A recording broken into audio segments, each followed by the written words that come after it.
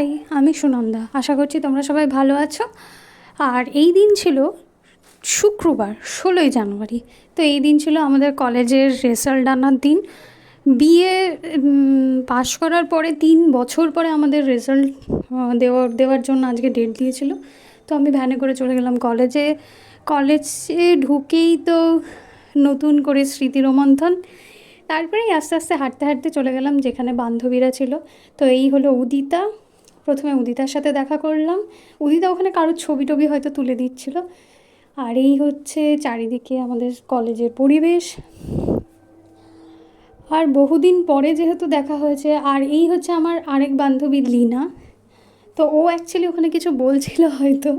তারপরেই আস্তে আস্তে আমরা কলেজের পরিবেশ দেখতে দেখতে চলে গেলাম আমাদের অফিস রুমে, যেখানে রেজাল্ট দেবে। তো এখানেই আমরা আমাদের রোল নাম্বার ওয়াইজ যেহেতু খুঁজে বার করতে হচ্ছিলো, তো ওখানে উদিতা খুঁজছিল আর কি আমাদের নামগুলো। তারপরেই আমরা চলে গেলাম একটু কলেজটাকে ঘুরে দেখতে। এখানে এক স্যারের সাথে আমাদের দেখা হয়েছিল, তো সেই স্যারের সাথেই আমরা কথা টথা বললাম। আর এটা হচ্ছে বনগাঁ কলেজের বকুলতলা।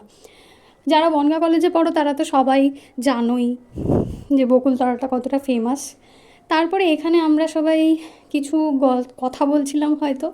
তারপরে এই রেজাল্ট নিয়ে বেরিয়ে খেলাম ফুচকা, তারপরে চলে এলাম বাড়িতে।